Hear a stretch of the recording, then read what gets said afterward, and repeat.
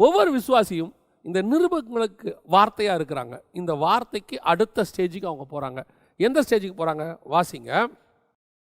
1 தெசலோனிக்கேயர் 1 6-7 நீங்கள் மிகுந்த உபத்திரவத்திலே பரிசுத்த ஆவியின் சந்தோஷத்தோட திருவசனத்தை ஏற்றுக்கொண்டு எங்களையும் கிறிஸ்துவையும் பின்பற்றுகிறவர்களாகி இவ்விதமாய் மக்கோதோனியாவிலும் ஆகாயாவிலும் உள்ள விசுவாசிகள் யாவருக்கும் மாதிரிகள் ஆனீர்கள். 2வது வார்த்தையா நிருபங்களாக இருந்த இந்த விசுவாசிகள் அத்தனை பேரும் அடுத்து எப்படி ஆகிறாங்கன்னா மாடலாக மாறுறாங்க, மாதிரிகள் ஆகினீர்கள். இப்போ நல்லா கவனிச்சு பாருங்க. இப்போ இந்த வசனத்தை அப்படியே கொண்டு வாங்க. ஆதியிலே வார்த்தை இருந்தது, அந்த வார்த்தை மாம்சமாகி உருவமாக மாறுது. இப்போ கிறிஸ்துவினுடைய சுவிசேஷத்திற்கு நிருபங்களாக இருந்த நீங்களும் நானும் எப்படி மாறுறோமா? கிறிஸ்துவுக்கு மாதிரியா மாறுறோமா? அதாவது பேதுரு சொல்றாரு, ஃபர்ஸ்ட் நம்மளை எப்படி சொல்றாரு பேதுரு? 1 பேதுரு புஸ்தகம் 2-21 இதற்காக நீங்கள் அழைக்கப்பட்டும் இருக்கிறீர்கள், ஏனெனில் கிறிஸ்துவும் உங்களுக்காக பாடுபட்டு நீங்கள் தம்முடைய அடிச்சுவடுகளை தொடர்ந்து வரும்படி உங்களுக்கு மாதிரியை பின்வைத்து போனார். அவரை ஃபாலோ பண்ணுறதுக்கு ஒரு ஃபுட் ஸ்டெப்ஸை பிரிண்ட்டை வச்சுட்டு போனார். இப்போ நல்லா கவனிங்க, இது லெட்டர் இல்லை, ஃபுட் பிரிண்ட், ஒரு இமேஜ். அதாவது சொன்ன ஆண்டவர் அதுக்கு ஒரு உருவத்தை உண்டாக்கி இருக்கிறார். ஆதியிலே வார்த்தை இருந்தது, அந்த வார்த்தை மாம்சமாகி ஒரு உருவமாக மாறுகிறது. அதே மாதிரி ஒவ்வொரு விசுவாசியும் ஆரம்பத்தில் அவன் ரட்சிக்கப்பட்டு ஆண்டவரை ஏற்றுக்கொண்ட புதிதில்லை, அதுக்கப்புறம் கொஞ்சம் கொஞ்சமாக மாறி மாறி மாறி அவன் கிறிஸ்துவனுடைய லெட்டராக ஒருத்தருக்கும் லெட்டராக மாறுறான். இதுதான் ஃபஸ்ட்டு நம்ம பார்த்தோம். லெட்டராக மாறுகிற அவன் அடுத்து எப்படி மாறணுமா? மாதிரிகளாக மாறணுமா? விசுவாசிகளுக்கு ஒரு ரோல் மாடலாக.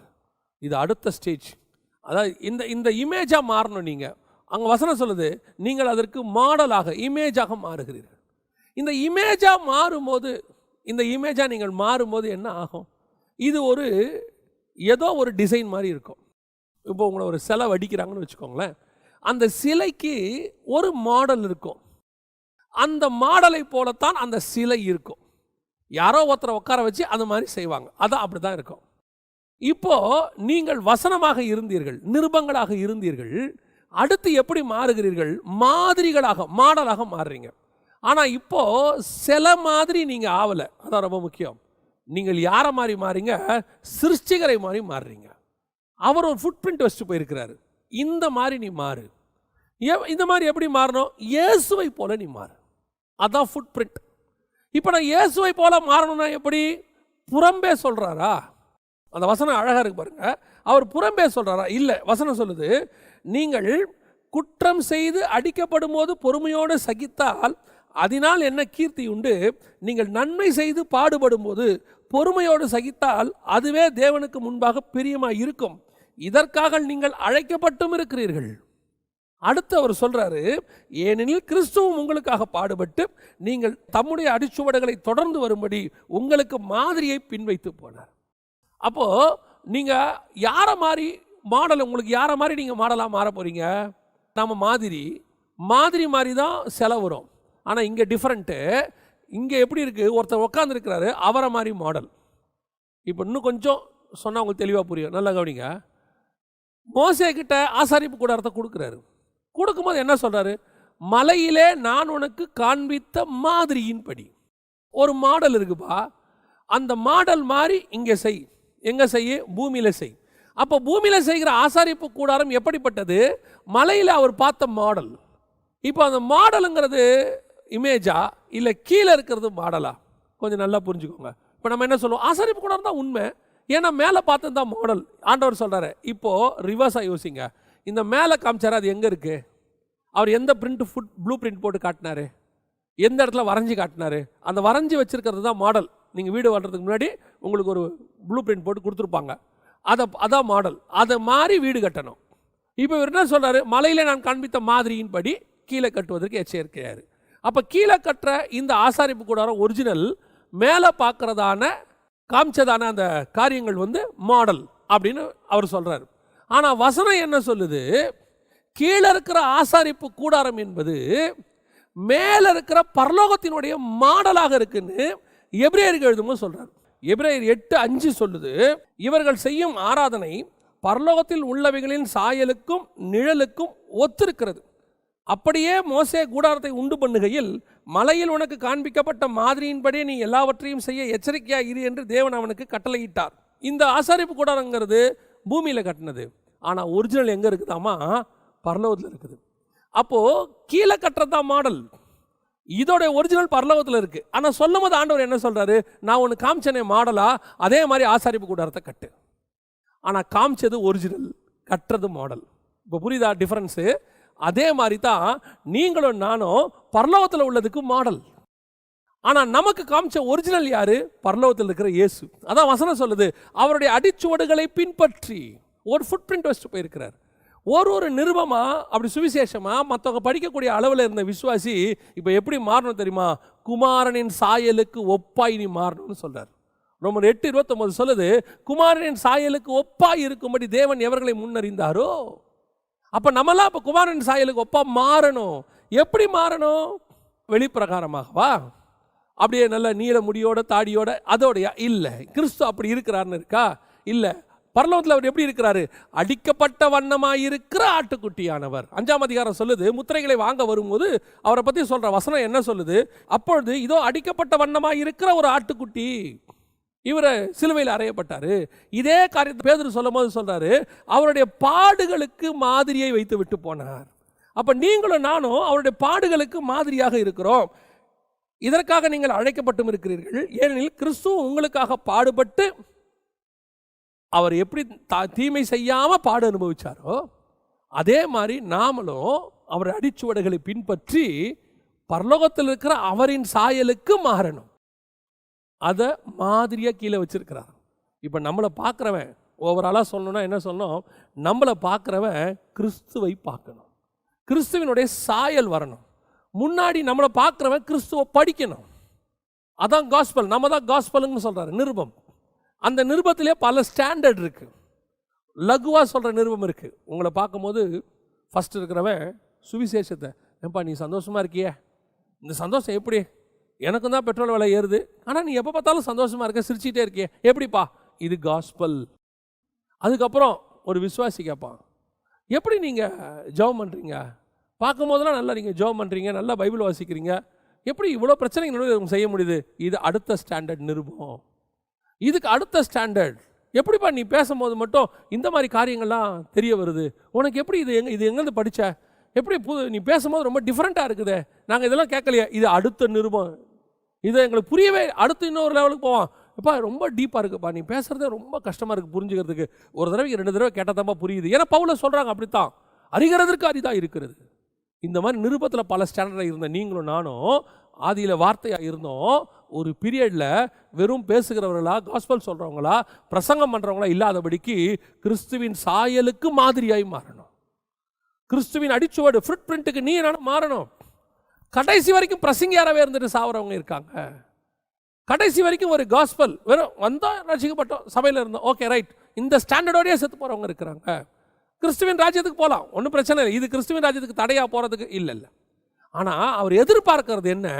இந்த பூமியிலேயே 2000 வருஷமா 4000 வருஷமா கிறிஸ்து வருகிற வரைக்கும் அவரை பார்க்கணும் பார்க்கணும் பார்க்கணும்னு ஆசைப்படுறாங்க. ஒரு கூட்டம் அவர் பேரையாவது தெரிஞ்சுக்கணும்னு ஆசைப்பட்டுச்சு, ஒரு கூட்டம் அவரை பார்க்கணும்னு ஆசைப்பட்டுச்சு. ஆபிரகாமின் நாட்களை பார்க்க ஆவலாக இருந்தான். மோசே, ஆண்டவரே நான் உன் முகத்தை பார்க்கணும். இவங்க எல்லாம் அவரை பார்க்கணும் பார்க்கணும்னு நினைக்கிறாங்க, ஆனால் பார்க்க முடியல. அப்போ அவங்க என்ன பண்ணுறாங்கன்னா, அந்த சாயலுக்கு ஒத்து கொஞ்சம் யாராவது வந்தா, அப்படியே வந்தா, ஒருவேளை இவர் கிறிஸ்துவா இருப்பாரோ. யோவான் ஸ்நானன்கிட்ட போய் கேட்குறான், நீ கிறிஸ்துவா? ஏன்னா நீ பேசுறதெல்லாம் பார்க்குறதெல்லாம் ஓரளவுக்கு அப்படி இல்லை. அவன் சொல்கிறான், இல்லை நான் இல்லைப்பா, ஒரிஜினல் வரும்பா, என்ன அந்த மாடல் என்னை பார்க்குறதுக்கு அப்படி தெரியுது, உனக்கு கிறிஸ்துவினுடைய மாடல் மாதிரி நான் தெரிகிறேன் ஒழிய நான் கிறிஸ்து இல்லை, எனக்கு பின் ஒருவர் வருகிறார். அப்போ திருப்பி இயேசுவே வந்து கேட்குறான், நீங்கள் அந்த கிறிஸ்துவா? எங்களுக்கு மறைக்காதீங்க, சொல்லுங்க. ஏன் உங்களுடைய ஆக்டிவிட்டிஸை நீங்கள் பண்ணுறது, நீங்கள் செயல்பாடு எல்லாம் பார்க்குறதுக்கு எனக்கு அப்படி தாங்க இருக்குது.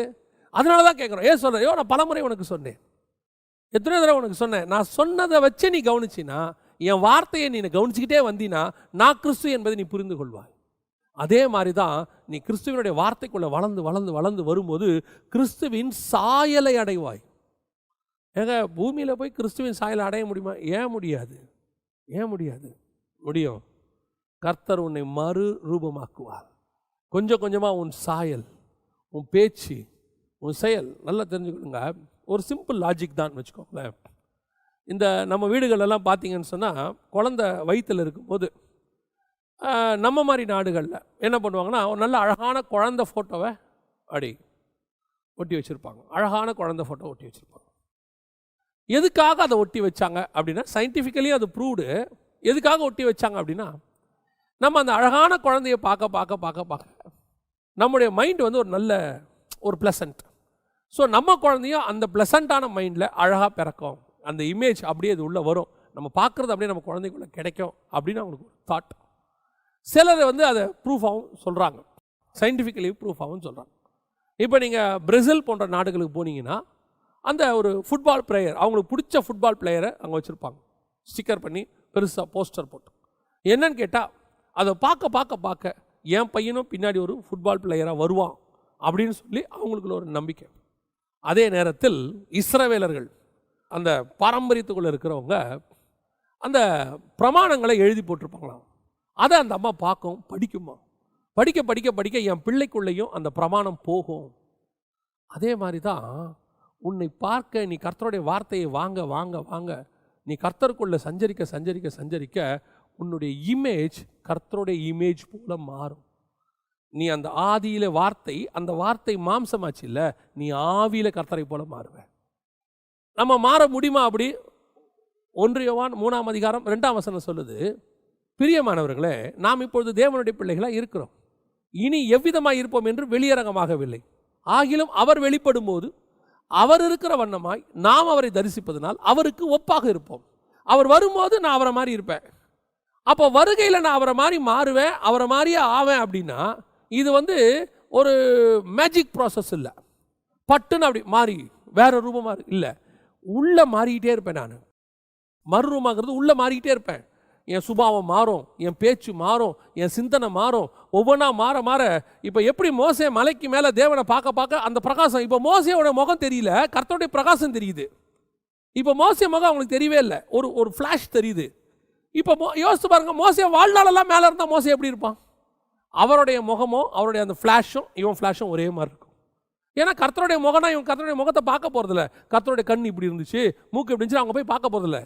இப்போ நான் சொல்கிறேன், நீங்கள் கர்த்தருடைய வெளிப்பிரகாரமான இமேஜாக நீ மாறுவேனா, அதோடைய அர்த்தம் என்ன? அவர் மாதிரியே மூக்கு, அவர் மாதிரியே கண், அப்படி அர்த்தம் இல்லை. அவர் முகத்தில் இருக்கிற பிரசன்னம் உன் முகத்துக்கு வரும். அவர் முகத்தில் இருக்கக்கூடியதான அந்த மகிமை உன் முகத்துக்கும் வரும்.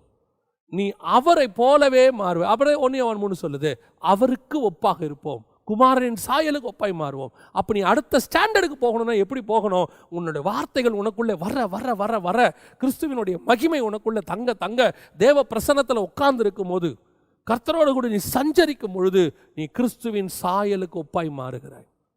அதனால தான் நீங்கள் பார்த்தீங்கன்னு சொன்னால் ஒரு காரியம் சொல்லுவாங்க, ஏன் யூதாஸ் காரியத்து இயேசுவை முத்தம் கொடுத்து காட்டி கொடுத்தாங்க. இது வந்து ஆத்தன்டிகேட்டட் கிடையாது, சொல்ல கேள்வி. இப்படி சொல்ல கேள்வி, இதுக்கு 100% ப்ரூஃப் எல்லாம் கிடையாது. இப்படி என்கிட்ட ஒருத்தர் ஒரு புக்லேயே எங்கேயோ நான் படித்தேன், அதை சொல்கிறேன். ஏன் அந்த ராத்திரியில் அவரை முத்தம் கொடுத்து காட்டி கொடுக்க சொன்னாங்க அப்படின்னா அதுக்கு 2 ரீசன். ஒன்று விட்னஸ். இப்போ வந்து ஒரு குற்றவாளியை காட்டி கொடுக்கறது. நம்ம ஊரில் அந்த பரேடை நடத்துவாங்க, நிற்க வச்சுட்டு ஒருத்தரை கூப்பிட்டு இதில் யாருமா அந்த குற்றவாளி காட்டு அப்படின்னு சொன்னோடனே அவங்க வந்து ஒரு கையை நீட்டி காட்டுவாங்க, இவர் தான் அப்படின்னு. இதே மாதிரி தான் இயேசுவை காட்டி கொடுக்கறதுக்கு அங்கே இருந்த 12 பேரில் யார் குற்றவாளி அப்படின்னு காட்டி கொடுக்கறதுக்கு 11 பேரில் இவனை கூப்பிட்டு போகிறாங்க. இன்னொன்று சொல்கிறாங்க என்னென்னா, அந்த 11 பேருமே 3.5 வருஷம் கிறிஸ்துவோடு இருந்ததுனால ஏறக்குறைய எல்லாருமே கிறிஸ்துவின் சாயலுக்கு ஒப்பாக பார்க்குறதுக்கு, பேசுறது கிறிஸ்துவ மாதிரியே பேசுறது, முடி கிறிஸ்துவ மாதிரியே வளர்த்துக்கிறது. சில ஆட்கள்லாம் அப்படி இருக்காங்க இல்லையா, ஒரு சினிமா நடிகர் இருக்கிறாருன்னா அவரை மாதிரியே அவங்க எல்லாம் பண்ணிப்பாங்க, அவரை மாதிரியே முடி வளர்த்துப்பாங்க. ஒரு அரசியல்வாதி இருக்கிறாருன்னா அவரை மாதிரியே ட்ரெஸ் பண்ணிப்பாங்க. இன்னொருத்தர் ரொம்ப பிடிக்கும்னா அவரை மாதிரியே இவங்க பேசுவாங்க. அந்த தங்களை அது மாதிரி மாற்ற முயற்சி பண்ணுவாங்க. அந்த மாதிரி சீஷர்கள் இருந்தாங்க கொஞ்சம் பேர். அதனால் இயேசுவை மாற்றி பிடிச்சிடக்கூடாது, கரெக்டாக இயேசு மேலே தான் கை போடணும் அவரை பிடிக்கணும் அப்படின்னு சொல்லி காட்டி கொடுத்தான். அவன் போய் யாரை முத்தம் கொடுக்குறானோ அவர் தான் இயேசு அப்படின்னு சொல்லியும் அவன் முத்தம் கொடுத்தான்னு சொல்லி ஒரு காரியம் சொல்லுவாங்க. இது உண்மையாக பொய்யா நமக்கு தெரியாது. ஆனால் ஒன்று நல்லா தெரிஞ்சுக்கொள்ளுங்க, கூட இருக்கிறவர்களுடைய பேச்சு இயேசுவை போல மாறி இருக்கு. ஏன்னா பேதுருக்கிட்ட அந்த அம்மா சொல்கிறாங்க, வேலைக்காரம்மா சொல்கிறாங்க, அந்த அரண்மனையில் இருக்கும்போது, நீயும் அந்த கலிலேயன் கூட இருந்தவன் தானே, உன் பேச்சு காட்டுகிறதே. அந்த சாயல் மாறுது பாருங்க. கொஞ்சம் கொஞ்சமாக கிறிஸ்துவினுடைய பேச்சும் பேதுருடைய பேச்சும் ஒரே மாதிரி இருக்கு. இதுதான் சாயலுக்கு ஒப்பாய் மாறுறது. பேச்சு மாறும், சிந்தனை மாறும். ஒரு நாள் நீங்கள் குமாரனின் சாயலுக்கு ஒப்பாய் மாறி இருப்பீர்கள். அதை ஆண்டவர் என்ன விரும்புகிறாருன்னா, இந்த மாதிரி இருக்குல்ல ஃபுட் பிரிண்ட்டு, இது நீ பரலோகத்துக்கு வரும்போது நீ அப்படி ஆவ, உண்மைதான். அது இங்கேயே இருக்கணும். நீ அந்த மாதிரி இங்கேயே மாறணும். உன்னை பார்க்கிறவன் கிறிஸ்துவை பார்க்கணும். இப்படி தாண்டா இயேசு இருந்திருப்பாரு. இயேசுவை ஏற்றுக்கொண்ட இவனை எப்படி இருக்கிறானா, இப்படித்தான் இயேசு இருப்பார். எனக்கு இந்த இயேசு வேணும். ஒவ்வொருத்தரும் உன்னை பார்க்கும்போது கிறிஸ்துவின் மாடலை பார்க்கணும். அதே மாதிரி தான் நீ நானும் இங்கே மாடல் யாருக்கு? கிரைஸ்டுக்கு மாடலாக வைக்கப்பட்டிருக்கிறோம். ஆனால் பூமியில் நம்ம ஒரிஜினல், நமக்கு ஒரு இமேஜ் இருக்குது, நம்ம ஒரிஜினல். ஆனால் உண்மையிலே நாம மாடல், நம்முடைய ஒரிஜினல் பரலோகத்தில் இருக்கு. அப்படி மாறுறோமா? அதான் பவுல் சொல்றாரு, நீங்கள் கிறிஸ்துவுக்கு மாதிரிகளாய் வைக்கப்பட்டிருக்கிறீர்கள்.